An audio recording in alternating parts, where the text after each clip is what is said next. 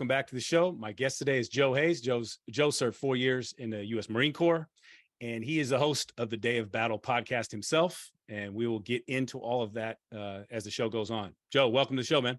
Thank you, sir. I appreciate it. Yeah, well, after a few hiccups, Joe finally came up with a solution. Technology is always for those that don't know this. Yeah, it's always a miracle that this thing even gets recorded on my end, at least anyway. It's more of a barrier than an asset sometimes. That's right. And a quick shout out to Matt Charette and Ryan Rogers over there at Choices Not Chances podcast too for linking us up, man. Those yeah, thank you guys. Yeah, everybody will go check their show out too. They've got a kick-ass show, man. So let's go ahead and get right into this, man. Talk a bit about where you're from and why the Marine Corps. Yeah, so I'm from Tehachapi and Bakersfield, California, two little areas close to one another. I grew up in a mountain town and just always enjoyed the outdoors, hunting, fishing, shooting stuff with my pellet gun. I grew up in a private Christian school and had good parents that loved me. I had a lot of brothers and sisters and emphasized a relationship with Christ in my life, and service to my country was emphasized in my family. Both my grandfathers served during World War II. My father served during Vietnam, although he didn't go to Nam. And it was always something inside of me to want to serve my country as I got older. And then as I, started finishing out high school and then graduated, it was just like college was not an option for me. I wanted nothing more to do with school.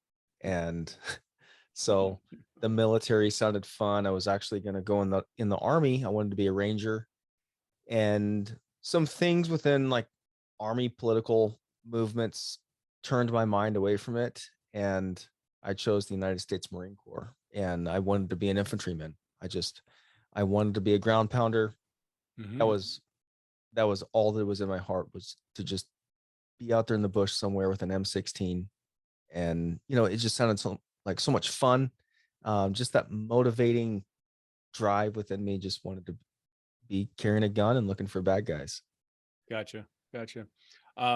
And so you went straight out of high school. How were your parents on that decision? What was because this is like early 2000s, just kind of right after 9/11? Before 9/11, actually. And okay. Yeah, so I actually graduated at 17 because of the private school circumstance. Mm-hmm. And my parents were like, we just want you to wait and hold off until you're 18 years old. And so I ended up doing a semester of junior college, which actually helped me get promoted in boot camp to PFC. Mm-hmm. And I went in the Marine Corps in May of 2001. So, right. Just a few months before 9/11.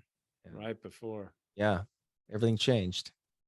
So, okay. So talk a bit about basic, obviously, down at Pendleton for you, or San Diego, and where were you when 9/11 happened? Yeah, so into basic, I went in on the buddy system with a good friend of mine, and then we quickly got split up into different platoons. So, that right off the bat, the Marine Corps kind of violated their agreement with me. But you wouldn't be the first, I guess, right? No, they can tell you whatever they want. They're going to do whatever they want, which is fine. But I actually had a hard time during boot camp, and I've spoken about it on my podcast and Choices Not Chances. There's a lot of fun aspects to Marine Corps boot camp. Like, you get to learn how to do so much awesome stuff. Like, the marching and the drilling is fun. Sometimes it sucks. Sometimes you're about ready to, pee your pants out there on the quarterdeck. But, there's so much of a fun aspect to it. And, painting your face up and going out in the field and learning how to shoot and swim and march and run and PT hard and push yourself past the point that you ever dreamed you could go. Well, me and my friend, we were brought together by our drill instructors and sent over to the chaplain's office, and were then informed that my best friend back home, his name was Chuck Wallace, had been killed in a car accident. And I had said goodbye to Chuck 3 or 4 weeks prior to this news, and he was just such a great friend of mine. Went all the way from just being a little boy and hanging out with this guy and spending so much time with him, hunting and just doing guy stuff, and the news that he was killed in a car wreck just devastated me, and it was a devastation to all my family and friends back home. It was like he was one of those larger than life kind of characters, big old tall guy. And I was a little short dude. All through our friendship, he was always about a foot taller than me and kind of took me under his wing. And it just, man, that crushed me so hard.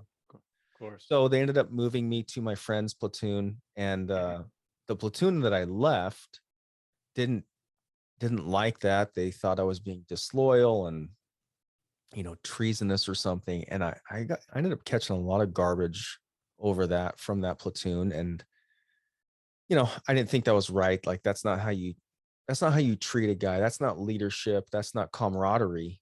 When you're messing with someone that's going through one of the toughest points in their life. Of course. So it made boot camp very hard on me, and it honestly sucked the fun right out of it, because all I wanted to do was go home and be with my family. I wanted to attend that funeral. And I mean, I was a very, very young dude, a very young 18-year-old. I looked like I was about 13 or 14. But I could PT hard, and I was there to suck it up. And my drill instructor, he, at this new platoon, he was more of a fatherly type senior drill instructor. And he was like, "What do you want to do, Joe?" And I was like, "I want to be a Marine. That's what I want to do." And he's like, "Okay." And I could tell that they were of the mentality of recognizing, like, we've got to be hard on this guy because we're going to make him a Marine, but at the same time, give me some guidance and some, drill instructor mentorship, I guess, where they weren't complete punks to me over an issue I had no control over. That was hard to deal with. So you didn't need to be smoked 100% of the time, all the time. Yeah. Lighten up a little bit every now and then. Right. And I bet you the Marine Corps has gotten a little bit softer since those times, with all the different, cultural phenomenons going on. I think they've lightened up a little bit, which in some ways is good. In other ways, it's making the Corps soft, and I don't like that. So I got through that, and go home, go on leave, go back to infantry school, SOI in Camp Pendleton. And 9/11 rolls around, and it's a day like any other for us. It was either the day or the day after that we were actually picking up training with our new training company. And we hear our SOI instructor like going nuts out in the hallway. And we're all sitting around cross-legged on the quarterdeck, wondering who screwed up, somebody do something. And this guy, he busts in the door and he starts yelling and saying, "We're going to war. We're under attack." This is like, kind of felt like a Pearl Harbor kind of situation for us. And it was at that point that we really understood that our training was for real, and it was going to be employed in some legit form or fashion. And it gave us a level of seriousness with what we were doing. Right. Yeah, so, absolutely. Yeah. The timing of your service, man, or your time is just crazy, man. Like, you had a few months ramp up, and then boom, the biggest event in our nation's history going back for at least decades happens, so that makes it real. And, you and the Marines are going to be right there somewhere in the mix. So yeah, absolutely. And the interesting thing was, like, the morning that I went to boot camp, I sat down with my mom and dad, because they're just like very loving, guiding parents. I had have such a close relationship still with my mom. My dad passed away about 1.5 years ago. And we we prayed together, and we were talking, and like, my dad, I think, really was like, "Joe, you're going to go in and you're going to do something." And I feel like we all just knew that it wasn't going to just be some smooth road in the Marine Corps, that it was actually going to be some conflict at some point or time. We just had that feeling, and it was true. He was right. Yeah. Okay. So 9/11 happens. You go through your basic school, you're ready to roll. Where are you funneled into, and what's your next move? So I was assigned as a rifleman, 0311. And then I shipped off like 6 miles over the hill to the San Mateo area of Camp Pendleton. That's like on the far northern end next to San Clemente, the best part of Camp Pendleton to be a part of.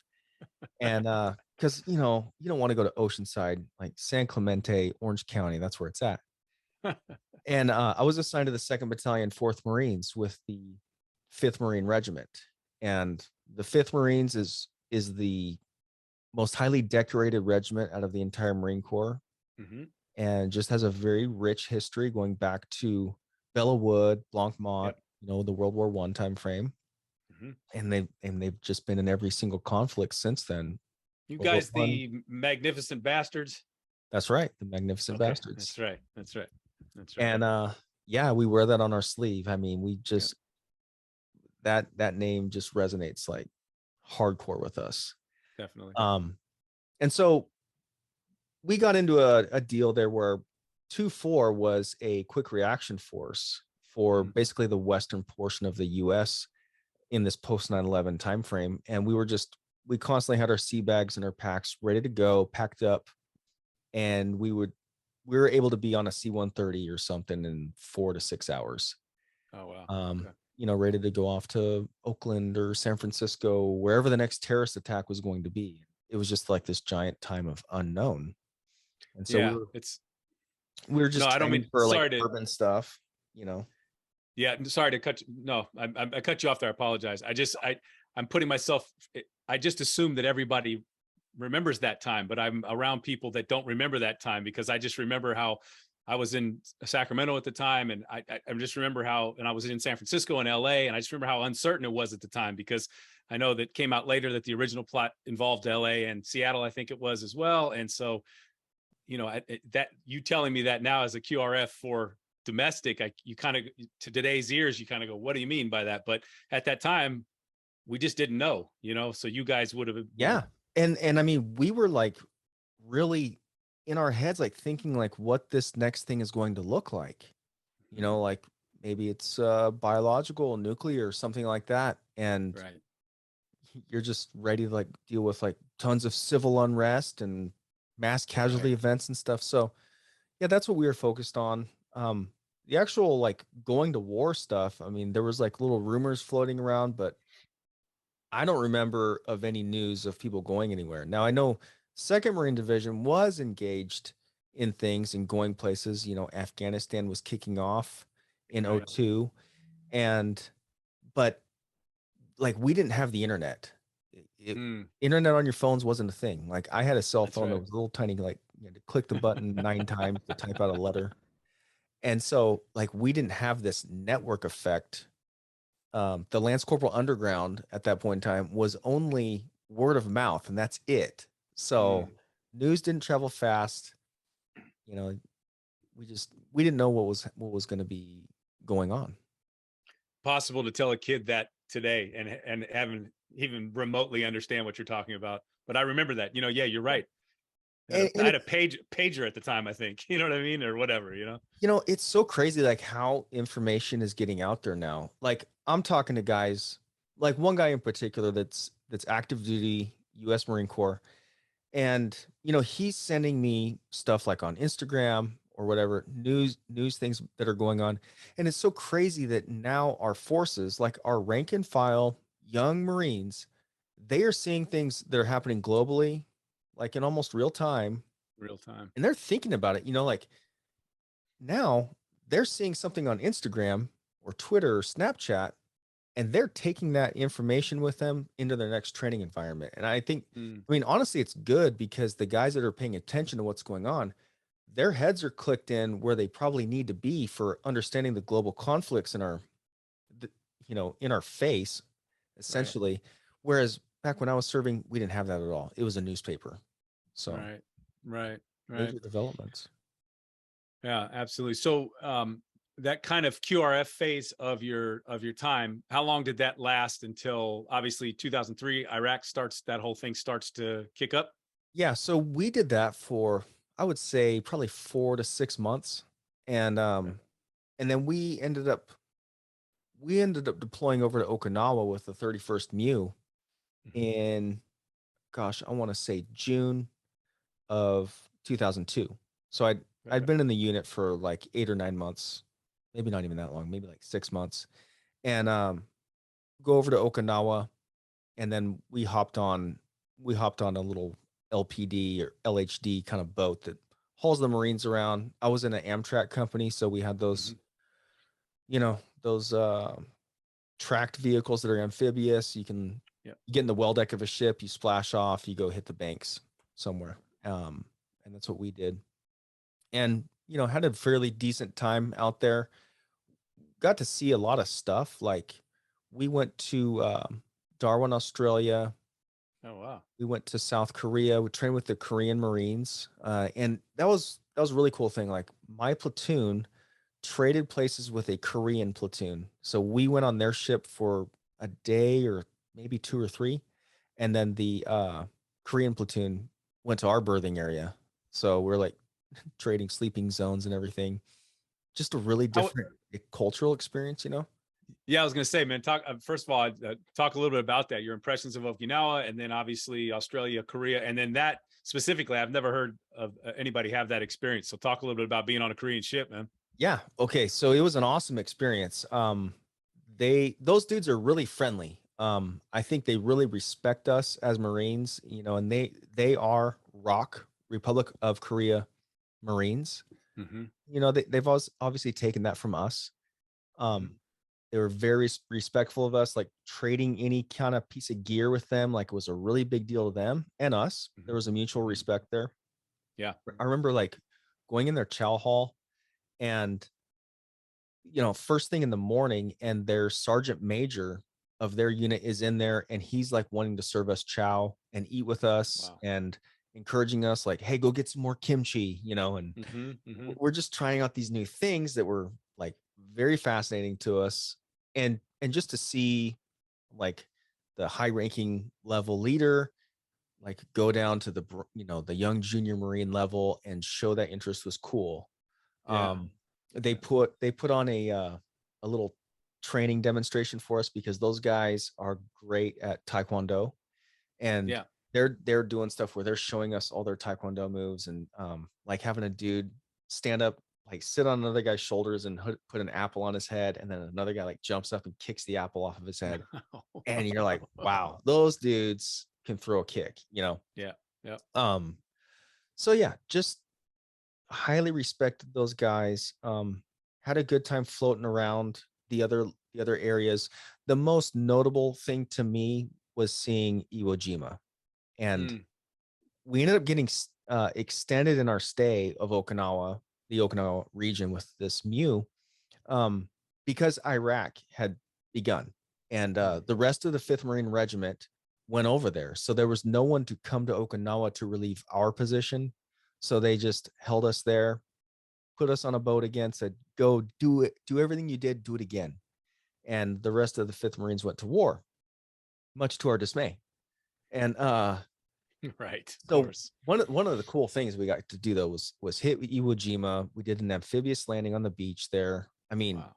we were at the location where the Marines landed on that island. Yeah.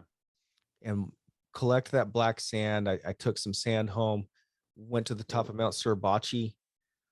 It was unbelievable, and I had a platoon commander that he was older. I would say he was in his early 30s, and I don't know if this was his idea or if it was like passed down to him, but he had all these printouts of Medal of Honor citations Mm-hmm. from that island, and we would go from bunker to bunker, and he would have a Marine read a citation for a Medal of Honor, and it was just like taking all that in, like, man, a Marine did this like Mm-hmm. somewhere around here, like charged forward and jumped on a grenade or something. Like, whoa, we are on hallowed ground. Like this place is sacred. And Mm-hmm. just understanding that at a 19, 20-year-old level, um, I think I had a good grasp on it for the most part. Like, I know I'd have much more appreciation for that today, but Yeah. I still got to really take it in and It's a collect. cool idea leadership wise, man, by that Yeah, student started. Really good idea to kind of, you know, kind yeah, of really give young Marines an idea of what their legacy is on a, and right there, as opposed to just seeing it on a wall somewhere at Pendleton or something like that. It's right there, and your hands in the sand, and especially knowing what we all know went on in that island, man. Yeah. Yeah. It was, great on him for doing that. And then like we got to go explore all the Japanese caves that are still intact and just like crawl around with flashlights. And I mean, we had the run of the place. It was amazing. So, Really cool experience, man. yeah, we did a lot of jungle training. We trained in Guam, trained in Okinawa. I don't like jungle training. I think it sucks. Obviously, it's a necessary hardship you got to go through, but just being muddy, wet, hot, bugs, you can have it. Give me the desert. Well, you were about to get that, right? You were about to get your wish. The desert was on its way. So we end up getting back to California.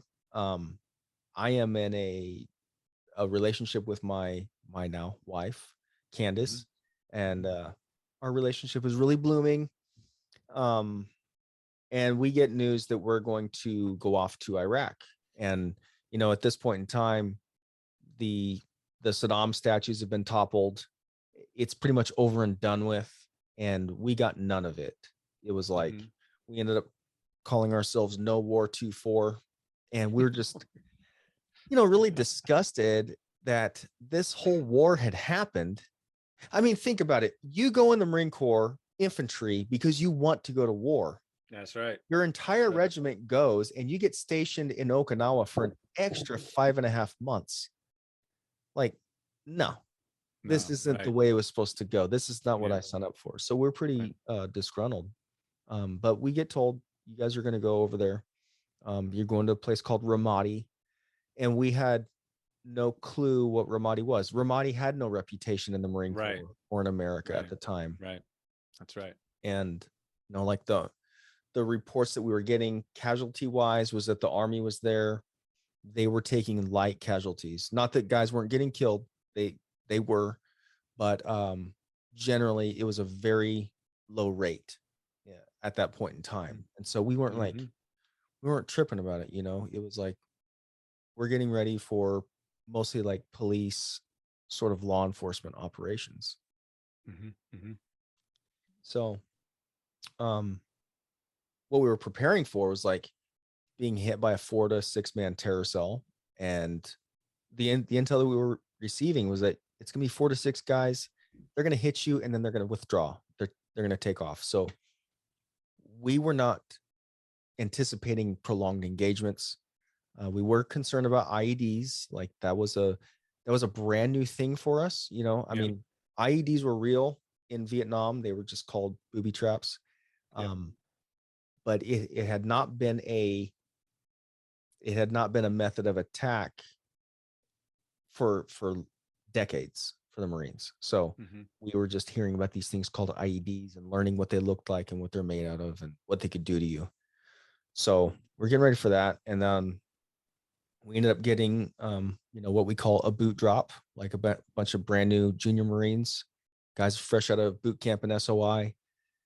And they got assigned into different platoons.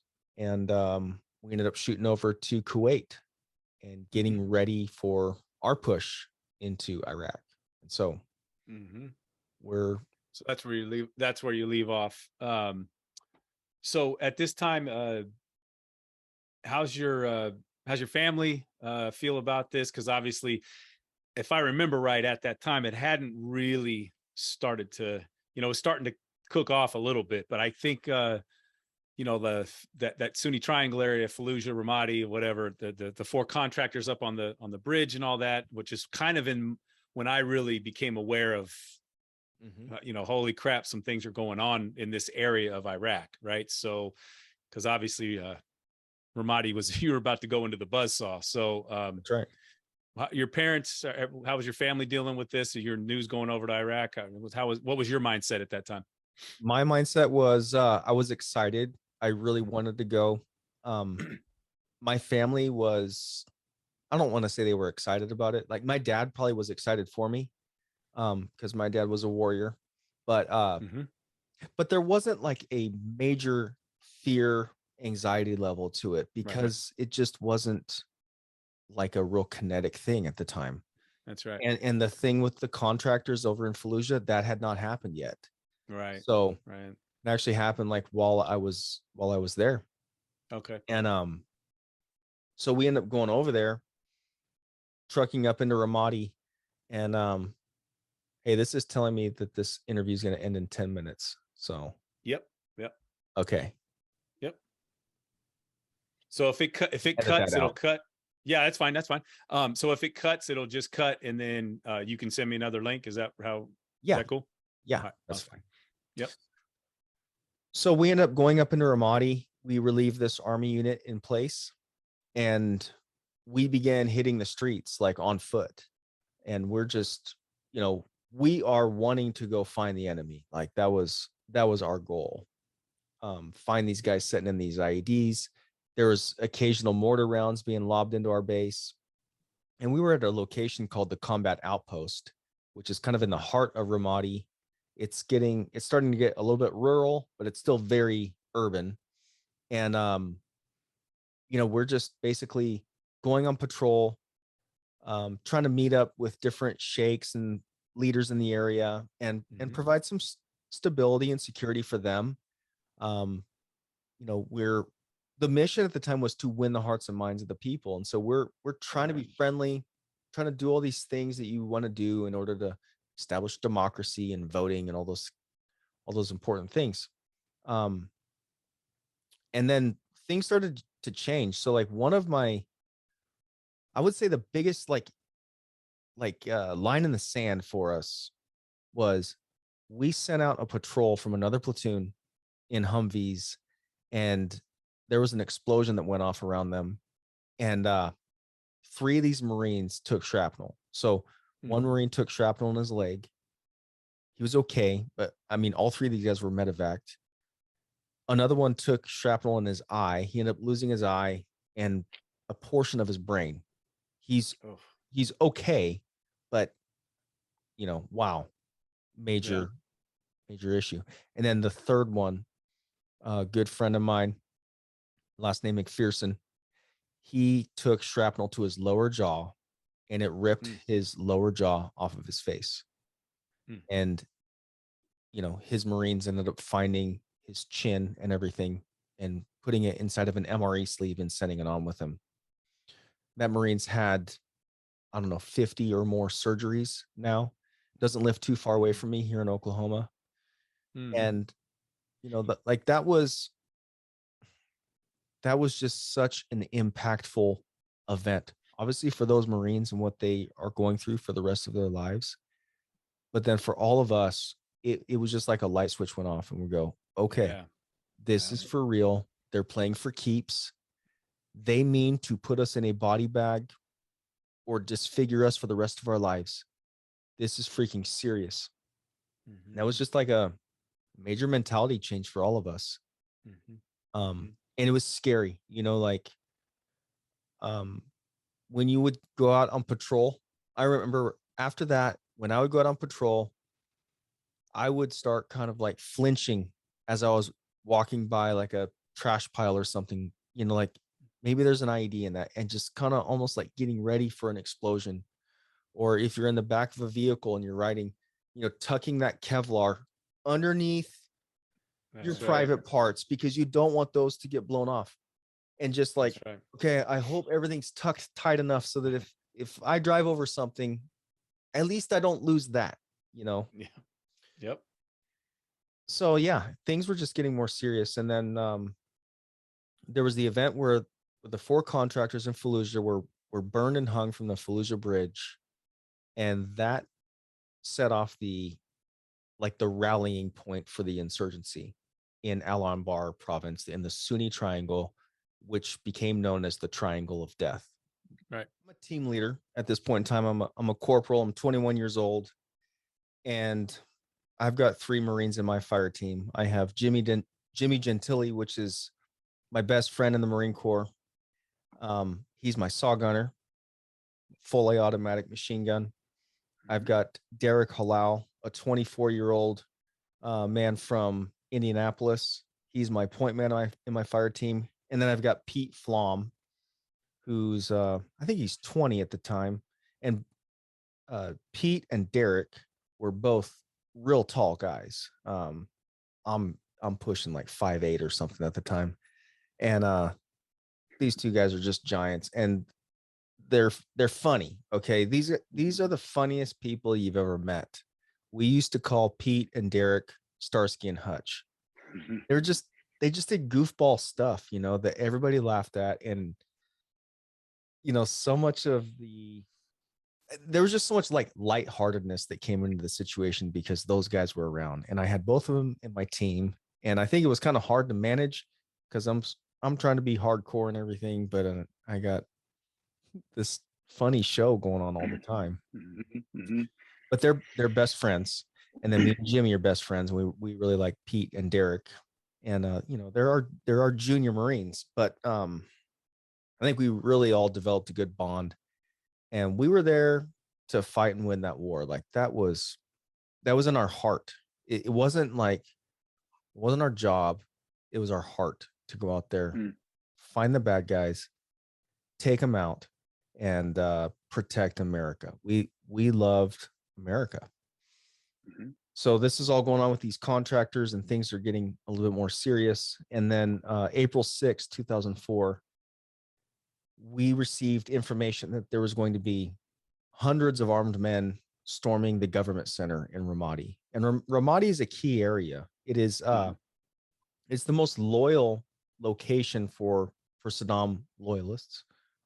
I probably said that wrong. Many Saddam loyalists live in Ramadi. Yep. It was the more wealthy city, more commerce and government structure there. So holding the government center was crucial for the survival of that city. And so we ended up going out, like they sent 3rd Platoon. I was in 3rd Platoon, Golf Company, 2nd Battalion, 4th Marines, and they sent my platoon in 3 different squad sections towards the government center to provide security. And my squad ended up going down one route, came by a soccer stadium, and we had somebody take a pot shot at us. We ended up tracking down an Iraqi policeman, of all people, that we believed was responsible for shooting at us. And as we're dealing with him and figuring out, like, okay, how are we going to get this guy back to the combat outpost for being, detainee? Our 3rd squad was out there getting shot at, and it was just like all of a sudden they're getting shot at. We can hear the explosions and machine guns going off 1,000 meters away from us. And so we decided to ditch this Iraqi police. Like, we didn't find a weapon, and we're just like, well, we got to go support this other squad. So let's foot it over there, And so we're doing that. We're heading down this street area. It's very urban. I would describe it as concrete sidewalks, asphalt streets for the most part. It's dirty. It stinks. It's concrete or block or brick walls everywhere around these street areas that are like, compartmentalizing off these houses. So there's very little cover or concealment in the street areas, except for a car every now and then that might be parked on the side of the road.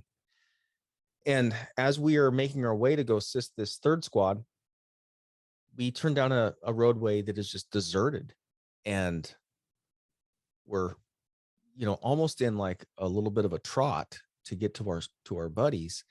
And I had a bad feeling in my stomach about it. I know my other Marines did, because I've got Derek in front of me as the point man for the entire squad, and he keeps looking back and saying, like, you sure about this? You still want to keep going? And I'm like doubting it as well. And I keep looking back at my platoon sergeant who is with our squad, and he's like, just keep pushing, Hayes, keep pushing. So we're moving, and all of a sudden we get opened up on from everywhere. It was just like 360 around us, gunfire, and I didn't see a single person shooting at us. I believe what these guys were doing was positioning themselves far back inside of a room, or maybe holding an AK over a balcony, without exposing their head, and firing down on us. And it was just like we were getting rocked hardcore for, I don't know, 15 to 30 seconds. And we have nothing to do but take a knee and return fire at wherever you believe that sound was coming from. So there's a little bit of a lull in the fight. We all check ourselves. Nobody's hit miraculously. And our platoon sergeant and squad leader make the determination to start going into some houses and clearing the area, leaving me, Derek, and another Marine, Juan Linares, on this street corner, a 4-way intersection, to basically watch their six as they enter into the buildings, and then, you know, not have someone come up on their backside as they are making their way back out. And so the three of us are at this intersection holding the fort down, and the rest of our squad is getting some in these houses. And we can hear grenade explosions and yelling and shooting, and it sounds like a lot of fun that, again, we're missing out on. Right. And we end up seeing a guy down the street. I'm looking at him through my ACOG, and he's got an AK-47. We've just been shot at. He's in the very area that we just moved from. We engage him, and dude jumps inside of like a courtyard. So I don't know if we hit him or what, but we want to go down to him. And I've got communication with my squad leader through a little headset radio. So like every team leader and the squad leader has these little headsets that the four of us can communicate. And that's as far as the communication went. Squad leader and platoon sergeant have their radio operator, which is Pete, Kid Might Fire Team. So they're talking back to the company, letting them know what's going on. And I tell my squad leader, Alan Holt, I say, hey, we've got a guy down here. He just ducked in by this blue car, got an AK-47. We want to engage him. And he gives us the go ahead. And so me, Derek, and Juan Linares, we end up heading down. It was like back where we originally were when we were getting shot at. We moved back into that danger zone. And, you know, I'm like, here I am 18 years later. I am critical of myself, like my decision making for that, because I asked my squad leader something and he trusts me to, if I'm going to ask him if I can do something for it to be smart, you know, and a good tactical decision on the battlefield. And, you know, looking back at it, it wasn't smart to split up our forces and to leave that position that we were already holding to go down after somebody. And I've learned a lot about, you know, making movements like that since then, because I've looked at it in hindsight, because I was a police officer for 11 years after all this. And it's just, I made a big mistake. And I would say the lesson out of it is, do not ever divide your forces. You're holding a perimeter, when you're holding any ground, never split your forces up to go after somebody, because they could just be a decoy for you. Right. So the three of us end up moving down there, and now we have created about a block's distance between the rest of our squad. So you've got 3 Marines down here with me, and then you've got 8 Marines in the houses. And as we got down to this intersection where this guy was, the 3 of us end up taking fire from rooftops and balconies across the street in 2 different locations. So right back where you were getting the same sort of. Yeah. And, you know, it seems so obvious of like, why would you do that? But I think, like, going off of the intel we had of like, it's going to be a 4 to 6 man squad that hits you. Just being ready for that. And then also, this is our first legit firefight. Like, we're green. And, you know, lessons on the battlefield take a couple fights to learn and get underneath your belt before you make your legit adjustments. So I chalk it up to that. And no, and just a caveat, by the way, I'm a civilian, man. I don't think anybody who's not in that position you know, makes a judgment that way either way. You can say you should look at it and make judgments afterwards and reassess and all that stuff. But in the time, you go with the best, you go with your best sometimes it's just down to your instinct, and you go with the best of information, what you have at that moment. And that's until any of the rest of us have been in that situation. As far as I'm concerned, we really can't say shit, you know. I get that. I mean, I'm just looking at it from like, I learned a lot through this fight, through others, and then through my time as a police officer. And I learned so much And I just wish that that knowledge would have been there in the beginning, but it never can be. Hard lessons are learned because they're hard. And those are the Right. ones that you learn the best. And we'll get into why I have such regret about that. Yeah. Hmm. It is what it is, and I don't, Yeah. I well, we got to get into the story, but I don't like hang on to it. I'm saying Right. it more in the sense of like, for a young leader out there, if you're a Lance Corporal in the Marine Corps, you're leading a fire team, I hope you remember that I said it so that you never Yeah. do it. Do not ever split your forces to go after somebody because you want to go kill the bad guys. Like, it is way more important that you hold yourself, you hold your unit together so you have strength in numbers, in fire Right. suppression, instead of going after, and yeah, we got to light this guy up, Right. Right. that's the Right. lesson that I really want to pass on. Definitely. Because Definitely. like going after a target is attractive, like it feels good to go down after stuff, but you have to hold that back, like that instant gratification for the greater gratification of like, well, you know what? We didn't kill anybody out there. The bad guys all got away, but you know what? We all came back home in force. Right. That's much more important. Right. So Right. as we're down there, we are getting shot at from two different balconies. We are now getting shot at from down the street, like way further from where we originally came through all of this. I've got a 2-man team with an RPK machine gun in the prone, shooting at me, rounds impacting right over my head into a brick wall. I'm engaging those guys. We're engaging guys down the street in a different direction that are pulling in by the carload and hopping out and shooting AK-47s at us. And as all this is going on, Derek Halal takes a round in his thigh. It was an AK-47 round. It was from one of these guys, I believe, in an elevated position. And he's down in the street. We get Derek to the side of the street. And again, we have no cover and no concealment. We're 3 Marines out in the open. And he's not bleeding bad, but he's hurt bad. Like he's yelling in pain. And I give him much credit for his bearing in that situation because it was later discovered that his femur was shattered. And Wow. but he wasn't, I mean, he's in pain, you could tell that, but he wasn't acting like his femur shattered. I mean, this guy's still fighting. This guy is still shooting. We end up getting a corpsman and 2 more Marines down to me. I got my corpsman as well as Carlos Ortiz and Daniel Tapia, 2 hard charging, motivated young Marines that are just ready for anything. And they get down there, and then Derek switches weapons with the corpsman. So he grabs the corpsman's M9 pistol.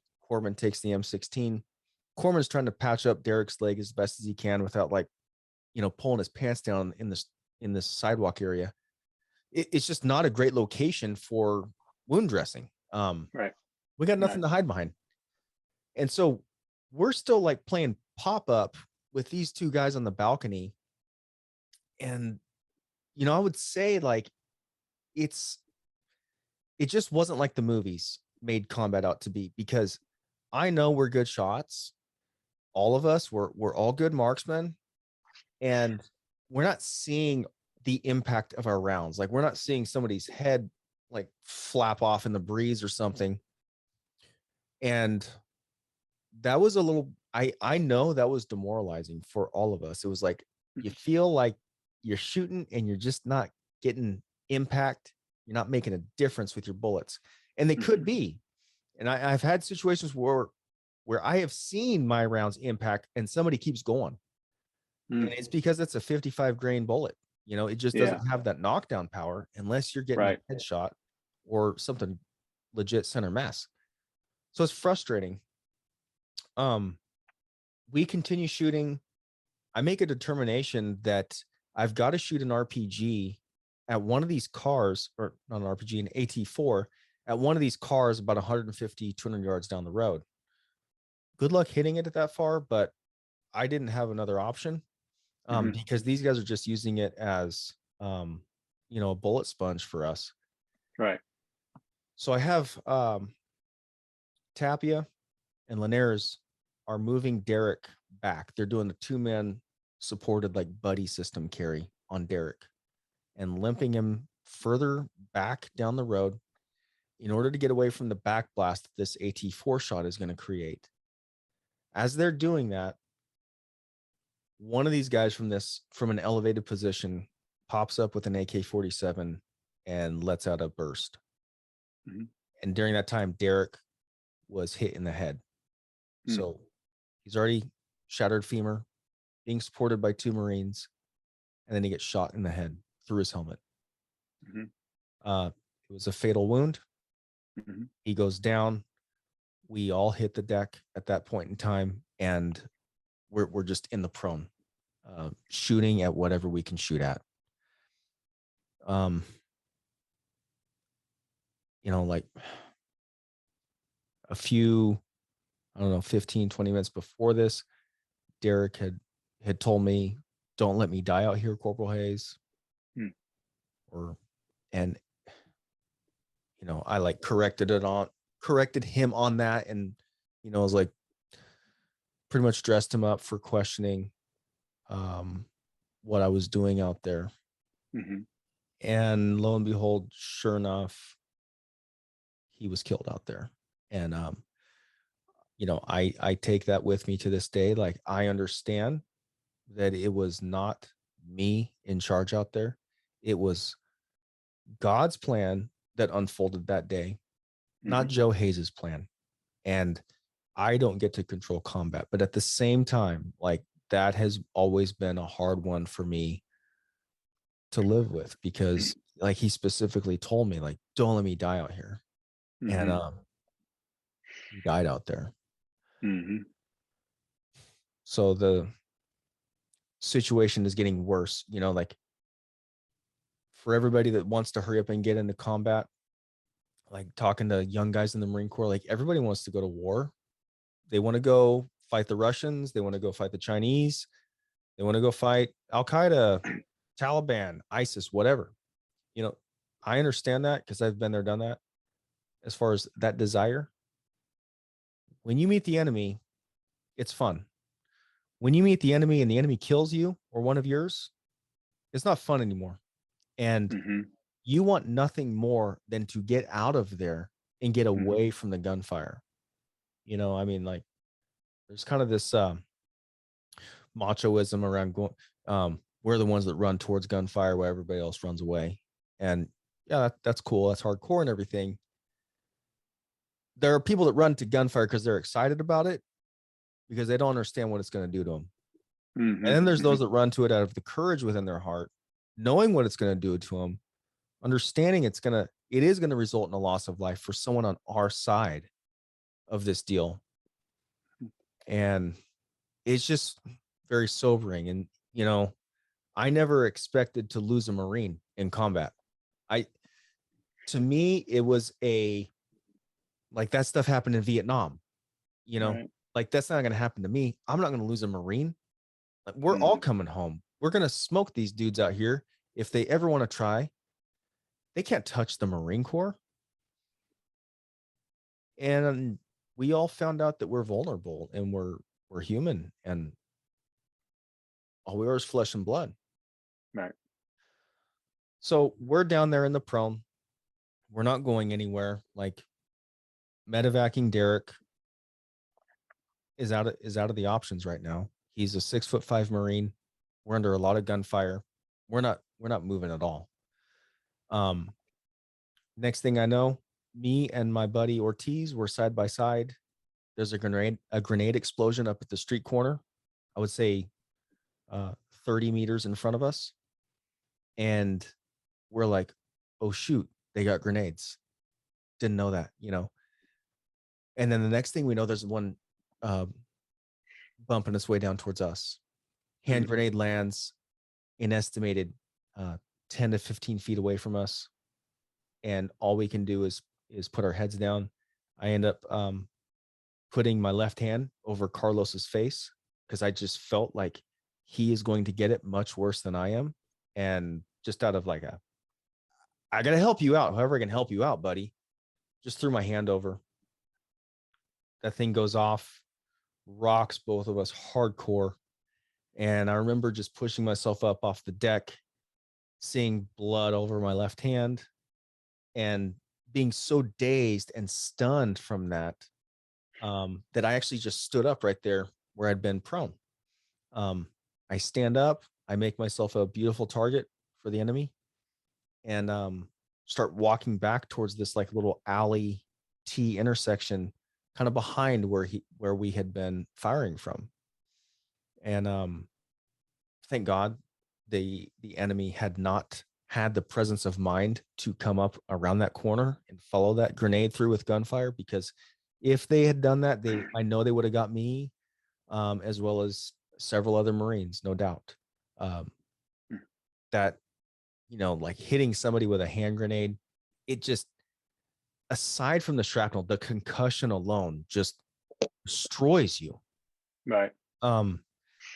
So we end up all pulling back towards this T intersection where the 5 of us are able to cover 3 directions. And we've still got Derek ahead of us, laying there on the ground, and we're not leaving him. At this point in time, I'm starting to get things running through my head, like thinking about mom and dad, like real quick, like just little flashes through my brain. Mom and dad, never going to see him again. Never going to see my brothers and sisters again. Never going to see my girlfriend again. This is where we're going to die. I'm nauseous. Like I've got a concussion from this hand grenade, ready to puke my guts out. I've got my fallen brother, Derek Halal, in front of me. My left hand's bleeding. My left arm's bleeding. Left shoulder's bleeding. Ortiz, the one who was hit with me, his left hand is bleeding profusely. Marines are telling me, Hayes, we got to get out of here. We got to get out of here. I'm like, yeah, I know. We're not going anywhere because we're not leaving Derek behind. And that was my resolve at that point in time, was like, if we leave, they are going to drag his body through the streets behind a motorcycle naked. And That's right. I'm not going to let that happen. And I was preparing myself to die there. We're running low on ammo now. The situation is just deteriorating. And I would say 2 hours have passed between the time we initially had the gunfire and like where my thoughts now are. I'm telling my squad leader through my little headset, like, we've got 2 wounded in action, me and Carlos. Derek is KIA. He's not like computing the fact that one of his Marines is dead. He's not picking up what I'm laying down, because it was just such a foreign thought. So I finally like break that through to him, and then I would say shift and think about those guys for a minute. You've got Pete Flom, Derek's best friend, is the radio operator, and Pete Flom has to communicate back to company headquarters that his best friend is killed in action. So that's what's going through Pete's mind. My best friend Jimmy, my saw gunner, my fire team, he has taken a round through his carotid artery and exited his nose and mouth. He's about to bleed to death in a Iraqi house. Moises Langhorst, another member of the squad, a young Marine from Minnesota, he's been shot and killed. He was shot 7 times. And the enemy was just crawling all over us. They were everywhere. There was probably an estimated 60 to 70 of these guys against the 11 of us. And this deterioration of the situation is just like unfolding, They actually got so close to us that they stripped Moises Langhorst of his flak jacket and got it all on video. And I've seen the tape. Like, oh, wow. These guys were close. Yeah. And their goal was to locate and close with a squad like us and cut us off from any support back at headquarters. and delay those guys, delay, so we can continue to overwhelm this small unit with like 50 or 60 of us. So they were doing that, you know, and I like to say, or somebody said it before, like, so there's 11 of you versus 60 of them. So you guys got them outnumbered. Yeah, right. Right. Absolutely. Right. It's a great Chesty Puller quote right there, man. It is. And that's a good mindset. But you know, that I can tell you that was not my mindset there on the ground. My mindset was, I'm getting ready to die. I'm never going to see my people I love anymore. And we're not going to leave Derek. And then I told my Marines, because I am a Christian and I've got a relationship with Jesus. And I told my Marines, everybody start praying right now to God to get us out of here. And that's something we used to gather as a platoon and a squad before we go on patrol many times. And I would pray, or I would read a psalm from my Bible. I carried a Bible in my flak jacket. And then we'd hit the road, right? Well, there we are on the prone, bleeding, low on ammo, ready to puke. My dead brother in front of us. And we cried out to God as a unit. And we are just yelling to God, God, save us. Come get us, Lord. Help us to kill the bad guys. Help us shoot straight. Protect us. Deliver us from this day. And it was not too long. And God heard our prayer. God listened to us like it says he does in his word. And he answered us. And his answer looked like this. There was, very soon after this prayer, 2 Cobra helicopters flying over our heads. There was the sound of heavy machine guns in the background, and we could hear Mark 19s and 50 cal machine guns going off, and the Marines were on their way. And that happened to be the saving hand of God Almighty that day when God sent the Marines. And there was nothing but barricades and things to sidetrack the Marines from getting to our location that day. Like, the enemy had it all out, had this elaborate plan to like keep them at bay. Don't let them get to first squad and Hayes and his men. And they charged right through it. It was first platoon with Golf Company. It was Captain Bronzy. It was my buddy David Walter. It was my buddy Todd Bolding, who was killed several weeks later. These guys came out there with swiftness and violence and just completely smoked these dudes that were out there, you know, with our worst intent in mind. And they came up to us. Remember my friend David and Todd Bolding, they both came up to me in this fight along with Captain Bronzy. And that was when we knew, like, okay, we're gonna get out of here. We're gonna be okay. Captain Bronzy gets to me and he's like, Hayes, what's going on? What do you got? And I said, I've got a dead Marine, sir. Mm-hmm. And you know, I've heard him talk about it like that was like a big gut check for him. Like, I don't think he knew until I told him and didn't like process. He's coming up to a team and there's a fallen Marine. There's one of his Marines that is dead, and he's got to go deal with that. You know, hard thing to do as a 31-year-old captain. Yeah. Because I have nothing but the highest of respect for Captain Bronzy, now Colonel Bronzy, still active duty, United States Marine Corps. And just the love he had for his men, to come to them, to be one of the first ones to get to him.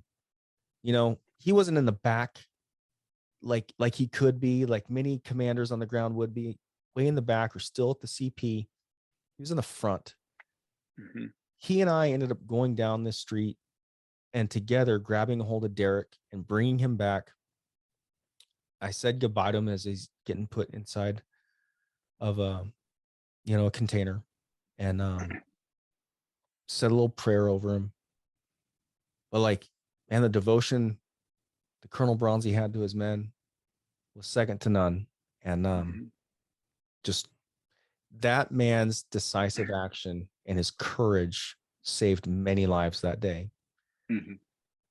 So we end up all getting out of there. The rest of us get out of there. We get medevaced,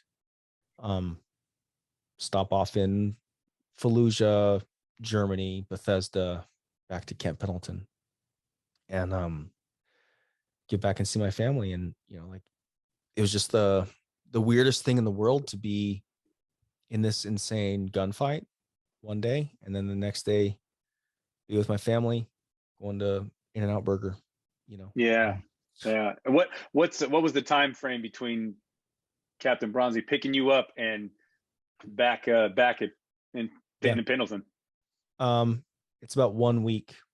Okay. So this was April 6th. I got hit. I was back home April 13th. So what was the extent of your injuries specifically? Yeah, so I had a broken bone in the center of my left hand, and my hand was like swole up like a softball. My fingers and everything were just stiff and swollen. Couldn't move a darn thing. And then I had a chunk of shrapnel go through my left bicep and lodge up next to some nerves, as well as an artery in my bicep. And then I had another chunk go through my left shoulder and started traveling across my back. And man, I have thought so much about these wounds over the years, because like, they're not life-threatening per se. I ended up leaving all the shrapnel in my body after I got back home, because I wanted to go back to Iraq and I didn't want to like mess around with the surgery.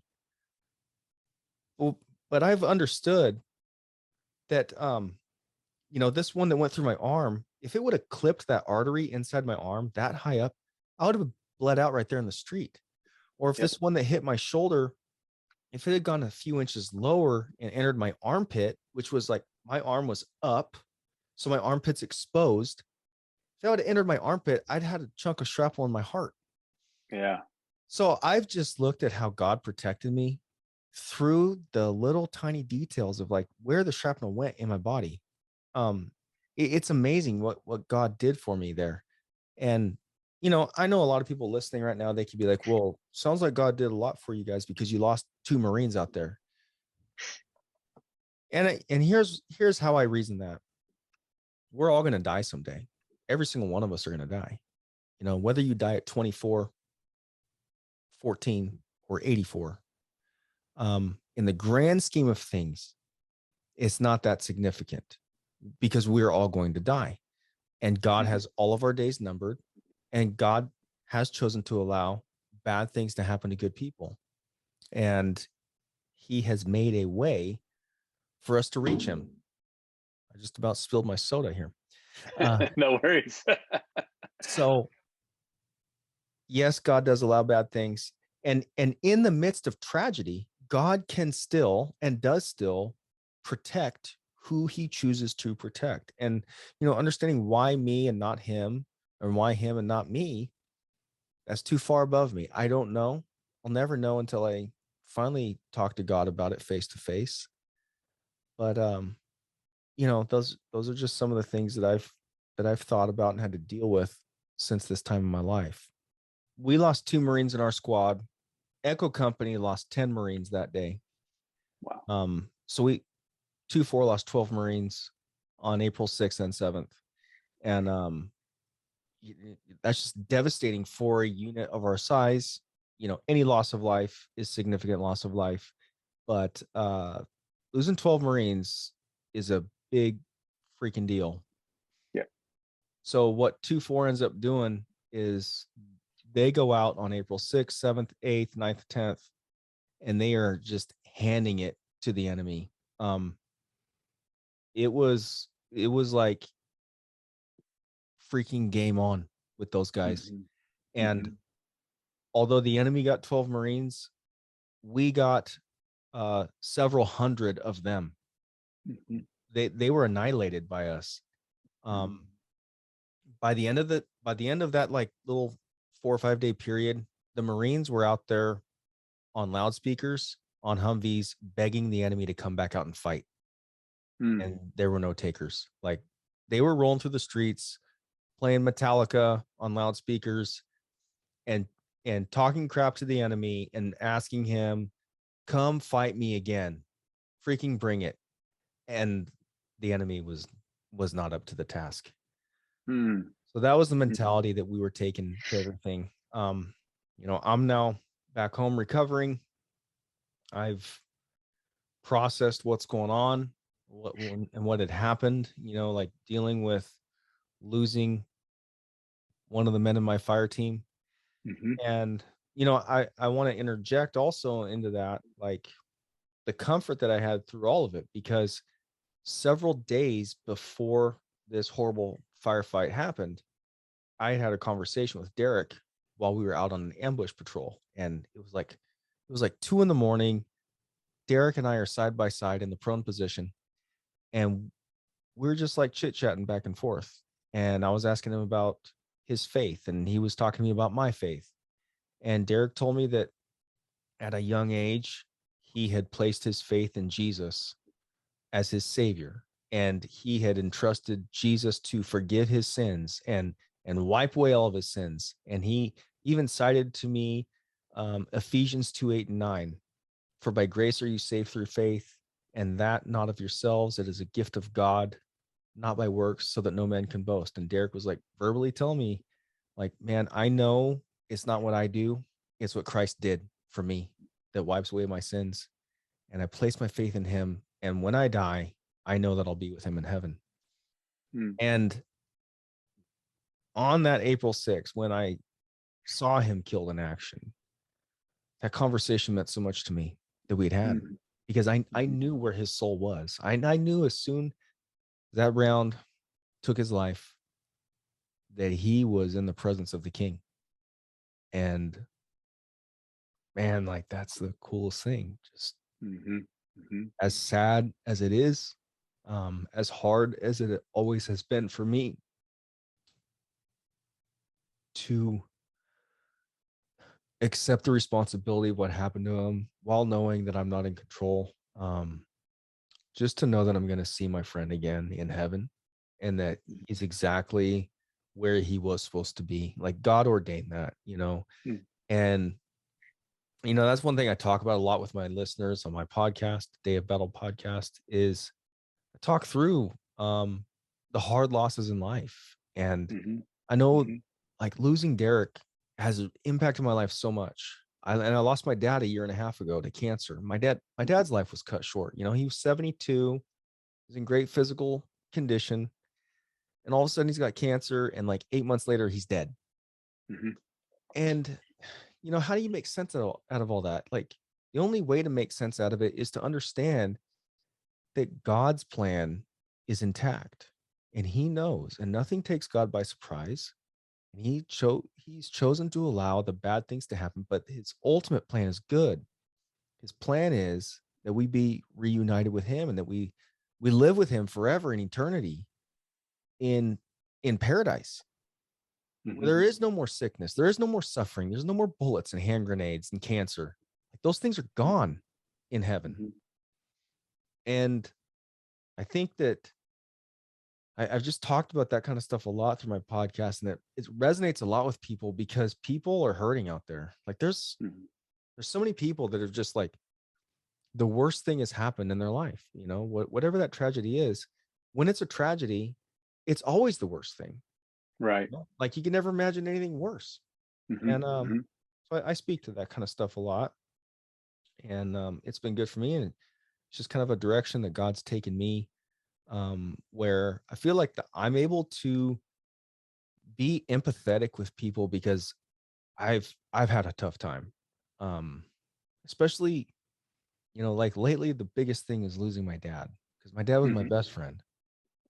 And man, the talks I used to have with my dad, it was just amazing. And he was just the closest friend throughout the longest portion of my life. Now he's gone. Right. That's so hard. Yeah. All right, so back to 21-year-old Corporal Hayes. I wanted to go back to Iraq, like there's all this devastation happening. 2-4 is losing guys on a weekly basis almost. Guys are getting wounded. But by the time this whole deployment, this 7-month deployment was said and done, it was 34 Marines dead and over 250 wounded. And I chose to go back to Iraq. So I told my doctor, I said, I'm going back. Can you just not operate on me, leave everything where it is so I can just do some PT therapy and get back out there? And he's like, you're crazy. Okay. So like 3 months later, I shipped back out there. And, even though it was something that I really wanted to do, that decision was the toughest decision of my life. And it was a decision I made quickly. No regrets to making that decision whatsoever. Like I just knew like I'm going back. It's what I'm going to do because I know I can heal up. I know I can function again as a Marine, and my Marines need me. They're dying over there. It's my job. It is my destiny to go back there. Mm-hmm. But like when we first went to Iraq in February and said bye to everybody, it was like happy, it was smiley, it was like, hey, we're going to war. We'll, Right. send you pictures and everything, and like send me care packages, take care of me, send me lots of letters. It was like this fun, happy, like kiss your girlfriend goodbye and like see you later. Now there is a soberness, a sobriety to it. It is I might not come back. I'm going back. I don't have to go back, and I might not come home if I do. But I chose to do it anyways, and it was the toughest decision I've ever made. And I'm glad I did it. So I got back over there, reunited with my platoon, and hit the streets again. And this time I was with 3rd Squad instead of 1st Squad. I just fit in wherever they needed me. And there was other engagements and fights and dangerous situations. Nothing like April 6th had been. We definitely figured out like what the enemy was always going to try to do to us, and we mitigated that, through different tactics. Mm-hmm. So that was our deployment. How Spring. long was that second deployment coming back? How long were you there? About 3 months. Okay, and this is all back in Ramadi again. Correct. Yeah. Yeah. Okay. Same area of operations and everything, and it was cool. Like I got to go back to where I was wounded, and I took a picture at that location, with like the backdrop of where I was hit, Derek was killed. All that's like right behind me in this picture. Mm-hmm. I'll send it to you. Yeah. It was neat to go back there. Did that, I guess it's maybe an overused word, cathartic, but was it that for you to kind of go back and see it? Yeah, I think it was, because not too many guys ever did go back. It was me and one other Marine that actually went back to Ramadi after being wounded. And I know like most of the guys that got wounded would have loved to go back and see it again and then kind of go over like, well, I was over here when I got hit. It is good for you. I think it does help you process it because like going into a situation in an area that's kind of unknown and like all these crazy things happening, it is really hard to put that together in your head, like how it all went down, unless you get to look at it again. Yeah. So yeah, that's a great question you bring up, and I've never had anyone ask me that, but you're right. It's just very good for me overall. And the reason I ask is because I would imagine, I've never been through it, but I would imagine because it's such a kinetic, maybe your memories are in pieces or in just flashes, and then maybe going back kind of helps you to, as you say, go through each part in your mind and say, and then, for just purposes of growing as a leader and getting better also, but also just personally being able to put all the fragments together in your head of the memories, maybe, I don't know. No, you're totally right. And because there are so many weird things that happen with your memory when it comes to combat and trauma. So while I was being medevaced, I was in a hospital at night and I believe it was in Baghdad. Okay, now I had had morphine given to me, and the medical staff, they're dealing with like basically a mass casualty event because Ramadi was going crazy, but Fallujah was going crazy. I think Baghdad was going nuts, and the hospitals are just packed with wounded Marines. It was insane, and they're trying to do like this supply chain deal where they're intaking wounded Marines and get them to Germany, and then Germany's filling up, get them to Bethesda, get them to Camp Pendleton, just keep them moving because there's so many coming. That whole April, May, June, July of 2004 was off the hook. Yeah, I remember. Yeah. And I remember from it, just seeing the news, from the stateside, Yeah. But when it comes to the memory, I remember like I was in the hospital in Baghdad, and some guy that was like on army staff there, he had a satellite phone, and I was awake in my bed, and I said, "You got a sat phone? Can I call my parents?" And he's like, "Sure. What's their phone number?" So this guy makes this phone call, and this is probably, I want to say this is like 12 hours after the event had occurred. And my parents have been notified. My parents were notified Joe has been hit by a hand grenade in his left arm somewhere. And my folks didn't know if I had an arm left at all. Right. The information was just so limited, and our unit was doing as best as they could to let people know, like, hey, here's what's going on with your son. But my parents are like freaked out, obviously. Of course. And then they're watching the news and they're seeing like, oh, here's what's going on in Ramadi right now. And they've got this phone call that I've been hit. And it's just like the craziest thing. Like, you're seeing it on Fox News, and then you're hearing it from the Marine Corps at the same time. And my family was like a basket case after this. Of course. But I got to call home, and I think like, I'm trying to remember right. Okay. Because of the morphine, because of the trauma and the memory issues. But I was like talking to my dad on the phone, and I think I was like having a hard time like piecing together some of the horrible details of the fight that I had been in. And then remembering things that happened as I'm talking, like that was more than just like me getting shot at and shooting back. It was like, I'm remembering, oh yeah. And guess what? Like, and this person was killed. And it's just so weird that your memory does that. And it's the trauma. It just like, it's mind-blowing how your brain does not work the way you think it should. Well, and my limited knowledge is of neurology, but I think there is a protective mechanism almost for something so severely traumatic like that, where on purpose you forget it, almost like your brain protects itself. I don't know, but maybe someone out there will be yelling at this right now, but I think I've read that somewhere, so maybe I think it took me several days to remember what really happened there. It was really weird, and then talking to other Marines obviously helped, and like things would just like turn on like a light bulb, and like, oh yeah, I remember that. Right. So okay, so you go through that kind of 3-month second hitch, and then back to Pendleton at that point. Yeah, back to Camp Pendleton, and while I had been back, healing up, I had proposed to my wife, my girlfriend at the time. She became my fiance, Candace, and that was something that I just clearly figured out in my head. Like, I knew before I went to Iraq the first time that I was in love with her, and I didn't want to live without her.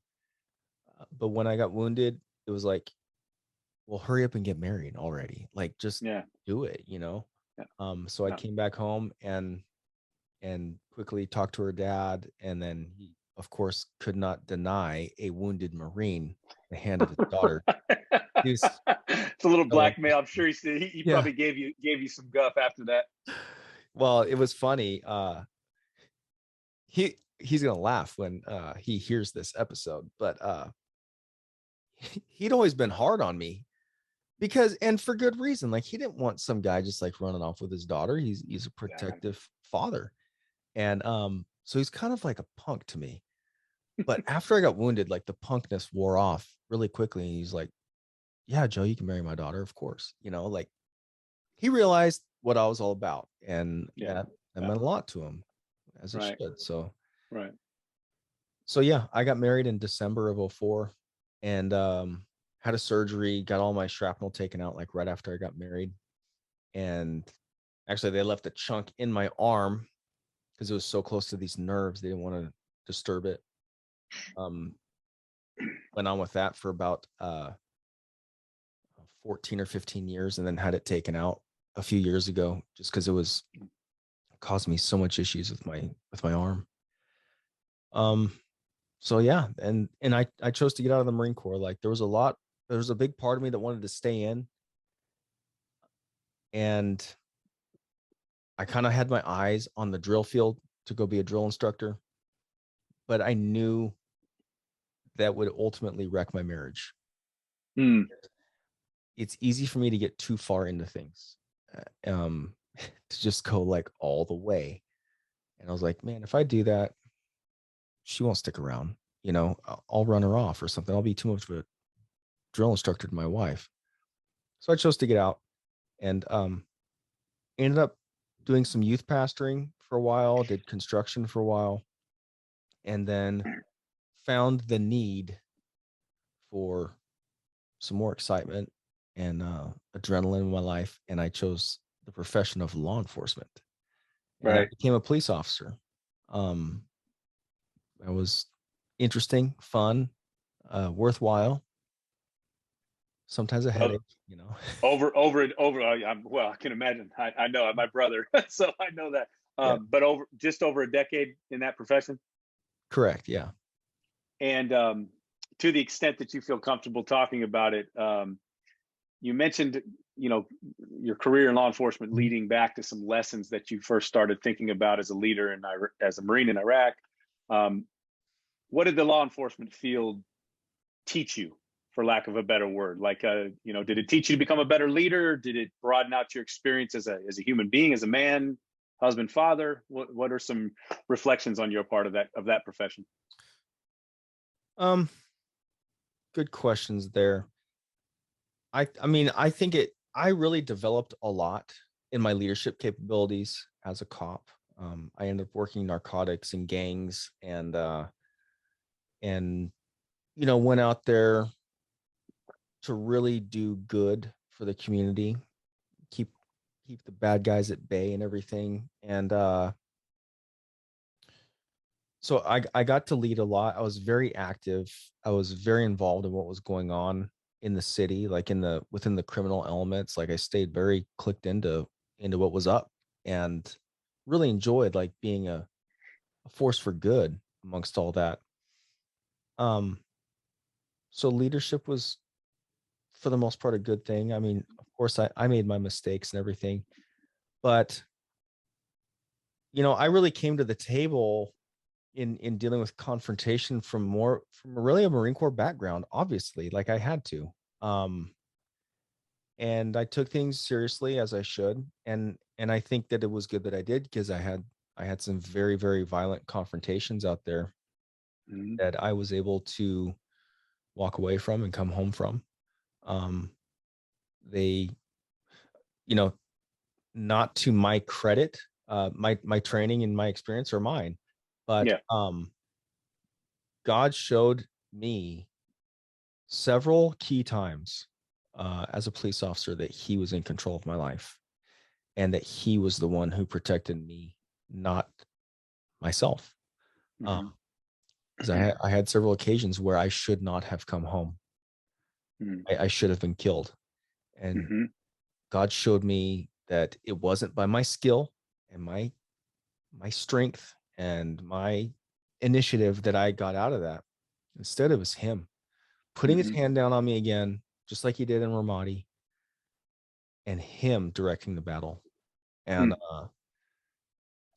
I think like that's like I learned that, and then as I was going through those things, I knew it and I understood it, and I loved it. I completely accepted it from God, but at the same time, there was a level of self dependence that I had as a cop because, um, like I knew I was good on a physical level. Like I was very physically fit. Um I could outwork just about anybody. Okay. Um like work ethic wise, strength wise, and I honestly I let it get to my head. So I'm not saying it from like a cocky perspective. Like I know it got to my head and that wasn't good for me. And I was dealing with post-traumatic stress all the way from the Marine Corps, and then it got worse in law enforcement because of the things that I went through. Like I'm talking like up close and personal um threats against my life, Hmm. point blank, and having to deal with that. Very, very traumatic situations. And it was changing, some of the physiology. I would say it was changing me physiologically and psychologically. They Hmm. were having effects upon me that I was having a hard time dealing with. And like I would just give you one, for instance, of how it's changing me. Like started having panic attacks. And I would go out on patrol and find someone that I wanted to pull over, like a gang member or a drug dealer. Flip my patrol car around, get behind these guys, and my heart rate would be going so fast that I could hardly talk on my radio. And I'd get out of my car and be walking up to their door, to ask them for their license and registration so I can do a records check on them. And I was having a hard time even talking because I was breathing so hard and like I could feel my heart beating in my voice. Mm. And dealing with that on a daily basis, every time I get like a little bit excited because I'm like, here's a bad guy, let's go get him. It's just wearing me out. And Yeah. I really depended upon my own self to deal with all this kind of stuff. And like, well, I got to be more physically fit and I got to suck it up, not be a little weenie about stuff.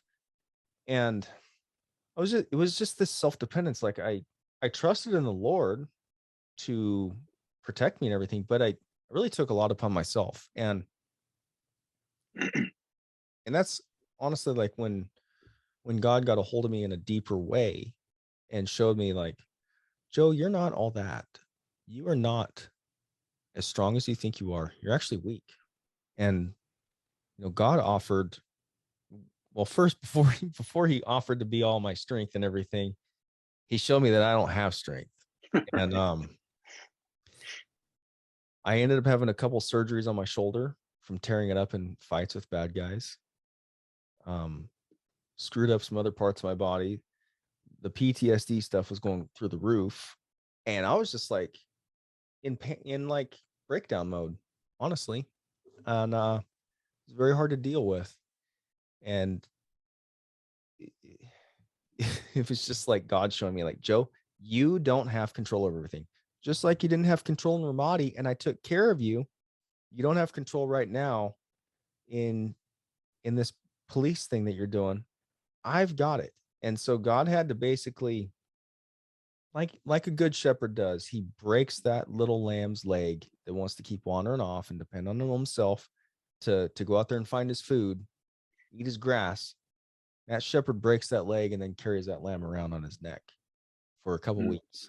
And then that lamb figures out, you know what, that shepherd takes care of me and I don't want to get whacked again. I'm going to stick by his leg for the rest of my life. And that's what God taught me, that Mm. I don't need to be depending upon my own self. Instead, the Lord is my strength. So I went through that, and that was a very life-changing episode in the Mhm. life of me. That it was hard, and there's a lot of identity in being a police officer, just like there's identity being in a Marine, into being a Marine. And when you come away from those things, like you talk about um, there's a lot of vets, especially Marines, that kind of go through like an identity crisis when they get out because they're like, I'm a sergeant of Marines. How dare you tell me to like stack those boxes over there? Right, Like, right, right. the real world, you have to go do this, and you Yeah. don't get to like drill instructor yell at somebody about it. Same thing being a cop. Like when you show up on the scene, in a blue uniform, people listen to you. And if they don't, you make them and you put them in your car and you haul them to jail. And if you got to stop by the hospital first, so be it. Yeah. So coming away from both those things is just like, it's a crazy mind blow, because you're like, I'm nobody anymore. But, God showed me that I am not to be defined by the rank on my collar, by the badge on my chest, by the Eagle Globe and Anchor on my lapel. I am to be defined as a servant of the Lord. And Mhm. he started explaining that to me, through his word. It's not like God talks to me and says, "Hey, Joe." Right. Right. Right. God talks through his inspired word that's written down on pages for us. And I I also needed purpose in my life in all of this, which obviously I'm a father, I'm a husband. But there was more to do that really mattered. And last summer, I had a good friend that committed suicide, a Marine friend. He's active duty in the Marine Corps, and he took his own life. Um, his name was Colt Shermer, and Colt was a good friend of mine. He was in my wedding. I actually met Colt while being medevaced. He was in Fallujah with First Recon, Mm. and we ended up hooking up on a really like God orchestrated event. And Colt called me the day my dad died, and comforted me and stuff. And Mhm. man, last summer he took his own life. And Mm. to me, it's time to stop that stuff. It is Mhm. gone far enough. I've lost too many brothers to suicide. We are all tired of seeing it happen, and just the devastation that it leaves in its wake. And I Yeah. said, I have got to get involved. I've got to do something. I'm going to start a podcast. Mhm. So I started the Day of Battle podcast, which Mhm. is on Apple, Spotify, Google Podcasts, and then Day of Battle on YouTube. Mhm. So the podcast is like, I'm trying to talk to my Marines. Ultimately, Mhm. I'm trying to pull a barrel of a gun out of somebody's mouth by talking to them. Mhm. And it's not some therapy. It's not a therapy session. Okay. For the most part, by and large, it's the word of God. And the Mhm. word of God is powerful. Like, you read through the Bible at what Jesus did, and I hear about veterans talking about, oh, he lost his battle to his demons or whatever. You know what? Jesus cast demons out of people. Jesus has complete domination over the demonic realm. And you see it all throughout the New Testament. And the demonic realm is very real. Whether Mhm. PTSD has anything to do with demons or not, I don't know. But if you want to say you got demon problems, I know someone who has an answer and who has domination over it, and it's Jesus Christ. And I want my brothers to know Jesus, because Mhm. you know the Xanax and the Prozac and the Zoloft, are those going to fix your life? No, they're not. Okay, Yep. go read the news about all that stuff right now. New article out.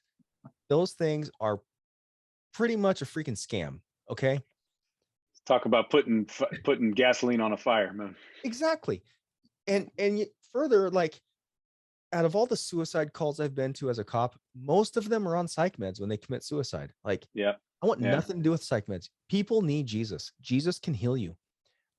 And sometimes he chooses to allow things in your life that still ail you so that you continue to call to him. That it's okay. It's okay to have Mhm. PTSD. It's okay to have depression and anxiety. But you know what? You're not alone. Yeah. Um, there's this verse that I have that I always talk about in my podcast as I go out. It's in Isaiah 52, and it says, the Lord will go before you, and the God of Israel is your rear guard. Mm. So you have the Lord before you, and you have the Lord behind you. The Lord is before you, and the God of Israel is your rear guard. And I say, he has your 12 and he has your 6. He is in your patrol with you. He's your point man, and he's your rear security. Okay. He's got you covered. And Mhm. I have seen how God has delivered me out of combat, how he has delivered me from violent men on the streets, in Southern California as a cop. He delivers very, very physically. And he also delivers very spiritually. Not only can he save you from a bullet or a bad guy, he can save you from yourself, from your sins. You know, he died on the cross, and his death wipes your sins out, removes them completely when you put your faith and trust in him. Mhm. And even through PTSD or through TBI, you know, and through depression and anxiety, there is still a life to have with Christ, where Mhm. it's not that he makes everything better. Okay. He doesn't make everything go away. You might still have cancer and die from it. Okay. But you know what? He said he's going to be with you. And I've Mhm. seen it. I watched my dad die of cancer. Mhm. My dad went out of this world at less than 100 pounds. Hmm. Okay. You want to see what that looks like? Go look at pictures of Jews that were killed in the Holocaust. That's what my Yeah. dad looked like when he went out. Mhm. And he went out with joy in his heart because God was with him. And he had that comfort all the way out into eternity. Mhm. Mhm. And I want to share that with guys on my podcast or my YouTube channel. Mhm. So Awesome. Awesome. Because there a theme throughout, not knowing you before this really, and a theme throughout your life is, and you phrased it as kind of when you go for something, you go all in, right? And you were saying at the time, the pivotal point of deciding whether you're going to stay as a Marine, go in the drill instructor route, like you were going to lose your marriage because you just go. And I think that's a theme for a lot of people that plays to your strengths and makes you good at what you do, but also could be a detriment to your personal life, maybe. But yeah, there's the theme I see running through that is not that. The theme I see is a desire to serve in some that's true. capacity. Yeah. That's what I see running throughout, because you said to me you were you were a Marine, you were a youth pastor, you were a cop. Now you have this podcast, and now I know the impetus behind the podcast and the reason behind it. And the theme in all of that is service and to help and to be an instrument of your faith. That's what I see, or that's what I hear. Maybe you can correct me, but I that's think what I you're hear. right. I do love to serve, man. I gotta always be doing something, you know, and Yeah. it's And it always might not be kicking doors or yeah, or tangling with fentanyl dealers, but it'll be but you can do it. I think it's cool. I think it's you're obviously a searcher, because you're finding different ways throughout your life to still be a father, husband, regular dude working, but then also still do this. So yeah, thank you. yeah. Kudos to you, and you have a unique experience to share, man. And especially, you and I talked about this on the phone prior to this. I talked with Ryan and Matt about this. The reason I did it, if you can just get this message to one dude, man, then it's That's right. all of it is worth it, right? Like, Absolutely. that's what I think. So going on that theme of service going forward, you've got this podcast started. You've moved out to Oklahoma. What do you got? Where else do you see yourself going in life? What do you want to do next in terms of whatever is next? Is there a project other than the podcast? Is there other things that you have kind of cooking on the back burner, or are you just, hey, you a father, husband, full time? That's enough. But do you got Potato anything else? potato chips in the couch, right? No. Yeah, um, right. so I ended up coming away from the police force, retired, and I started doing construction management. And I was working for a home builder, managing anywhere from sometimes 30 or 50 houses at a time. And I really developed a love for home building and Mm-hmm. construction. I went to, there's a veterans program at the University of Southern California, hence my shirt for Right. SC. Love them or hate them, they have a veterans program that's awesome. And it's at the Marshall School of Business, and there's a Masters of Business for veterans. So it's an MBA, but it's specifically for vets. And I ended up getting a master's there, and it was very valuable to me. It was quick. It was like 10 months. I got it while I was working and everything, and it put inside me, well, it kind of like unpacked this entrepreneurial drive within me. And I've Mm-hmm. always wanted to own my own business. I just didn't know what I would do. I'm now in Oklahoma, and I've started a company, and I'm building houses. Awesome. And yeah, so I'm building one house right now. I'm getting ready to do two more, one for me, one for my mom. I am taking care of my mom as best as I can with, without my dad being here. And because I've moved away from California, I'm taking my mom with me. Cool. I just, I owe my mom my life. She wiped my butt when I was a Yeah, kid, right, you know? right, right. And aside from owing my mom, I love my mom. And uh my mom has been just such an inspiration for me to see how she's dealt with losing my father, and the leaders that she is, um, how she puts her strength in the Lord. But like, man, she is a woman and a lady that can continue to just keep going in life despite the adversity because she relies on God. And I just want to be there for her. And then she's been so instructive for me, with a lot of the content that I bring to my podcast. And my mom loves my Marines. They might not know her. She knows a few of them. My mom knew Colt, Hmm. Hmm. who committed suicide, and Hmm. that was real hard for my mom. So she's had a lot to do with what I'm doing. And so yeah, I'm building houses, That's and that's awesome. I'm That's super awesome. excited about it, man. Yeah, that's good. Good for you, man. That's something practical you're doing with your hands and your mind and your spirit Mhm. all in one. It's not just sitting behind a desk, and you're Yeah. building something that will be a legacy for somebody else as well. So that's awesome. Good for you, man. Thank you. Yeah, it's true. It's true. Okay, and I always ask this kind of at the end. Looking back, what are you most proud of in your Marine Corps career specifically? I'm proud of how, my men and I operated over there. Um, we didn't know everything that we're going to be up against, but we dealt with it very well. And I'm very proud of our resolve as a unit. We've just seen America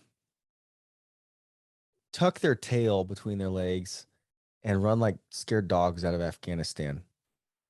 Um, this thing going on with China with Pelosi's visit over there. Mm-hmm. We show no moral superiority or authority to the Chicoms. Mm-hmm. It's ridiculous. Okay. Mm-hmm.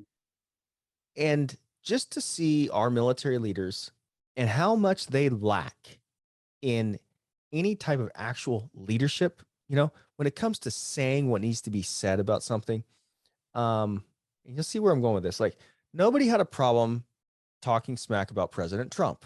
Okay. If Mm-hmm. somebody wanted to write a book and talk about how horrible President Trump was, and they're a 4-star general, and so they had the authority to say it, they were going to say it and they're going to make a couple $1 million off of it. Well, no, none of those generals are doing that with Biden. Mm-hmm. Okay. And you've seen America tuck tail and run and leave Americans behind. And you've seen Americans get blown up on the battlefield that did not need to be there over at that gate in Afghanistan.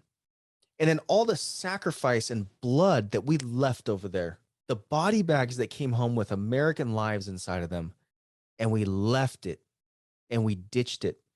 I am proud of the resolve that me and my team had to stay there with Derek Halal, Mm-hmm. to not give up on him. He was a fallen Marine.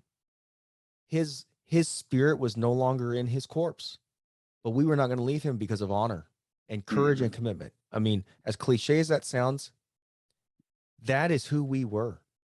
No, that's the And cliche. It's unfortunately, cliche for a reason. It's good for a yeah, reason. but man, the people leading the military now do not have that resolve. What was inside of a 21-year-old and a 19 and 18-year-old Marine is not inside of the chest of the leaders of our nation at the highest level. Yeah. And the fact that you got people like the Commandant of the Marine Corps that won't speak out about it, Yeah. just the cowardice of leadership up there. And it's not leadership. They're not leaders. They're rank No, that's across the right. board. Yeah, big So, difference. Big difference in that there. so I am proud of what we did. And I feel like what we did was in line and in keeping with the traditions of the Marine Corps. And those who are, going the other way on that now, they're not Marines. Mm. And I'd say Mm. that I don't care how many stars are on their collar. If they can't call out weak leadership, they're not Marines. Right. So Right. proud of Yeah. them. And Yeah. then Well said, man. I'll forever be proud of the courage that I had at 21 years old to go back to Ramadi. Because it was the hardest decision of my life. And it wasn't made when the bullets were flying. It was made, I probably made it hasty, but that was tough, man. And I'm so glad that I did that, because it just showed me something inside of me that I'll hang on to for the rest of my life. So enough said. Well said and enough said, brother. Yeah, absolutely. Well, listen, Joe, thanks for your time and really speaking what was on your heart and with conviction, man. That comes through loud and clear with you, dude. So thank you. Yeah, I wish you all the best, man, and to reach as many Marines as need to hear what you have to say, man. Like we said, if it's just one, it's worth it. But I hope it's a lot more, man, because I think there's probably still a lot of guys out there that need to hear it. So thank you. But I'll link up everything. Day of Battle podcast. People can get a hold of you, all that stuff. Sorry, hold on here. Sorry, man. My 1-year-old has come in here with a banana and no clothes on. So hold on just one sec here. Sorry, Katie, I gotta hold on, buddy. I'm just finishing up here. Okay, just finishing up. Here you go. Yep. Okay, I'll be done in just a minute, buddy. Okay. Thank you. There we go. Sorry, Joe. No problem. Sorry about that. And I got 3 of them. It's all good. Okay. So I'll let me start that one more time and I can cut that up. But okay.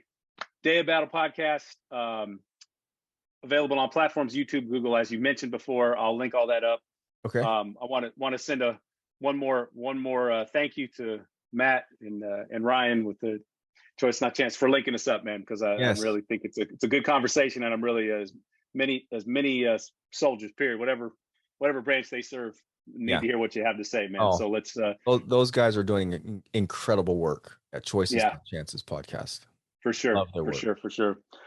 So anything else any people can reach out to you, maybe be a guest on your show, whatever the case. How do you want to be contacted? Day of Battle podcast at gmail.com. Cool. Also Day of Battle podcast on Instagram. I really encourage guys, go to my YouTube, Day of Battle on YouTube, and you'll see a logo that looks like this on YouTube. And I'm putting my podcast on there, but I'm also doing like shorter little 3 to 8 minute videos a few days a week usually, and throw them out there. It's like encouraging. I'm going through the Psalms. Like every warrior, you're not a warrior unless you read the Psalms. Okay, I'm just say it. If you got a problem with it, come fight me. The Psalms are the warrior's manual. It's this handbook. King David was the ultimate one. He wrote the most of them, and I'm going through them. So, yeah, that's cool, man. You're got a little Jordan Peterson, but with the Christian angle right there, man. You're going through books, so I love it. And that's really we're not cool, from man. Canada, so yeah, we're good. Oh, that's funny. Yeah, good for you, man. All the best to you, man. Like in going forward, man. And I look forward to keeping in touch with you as you go and seeing what else you do, man. So thanks for really digging into your experiences and sharing them, because I think I think people need to hear them, man. So thank you for all having the me best. as a guest. I really appreciate you. Thank you. Yeah. All right, man. All the best, Joe.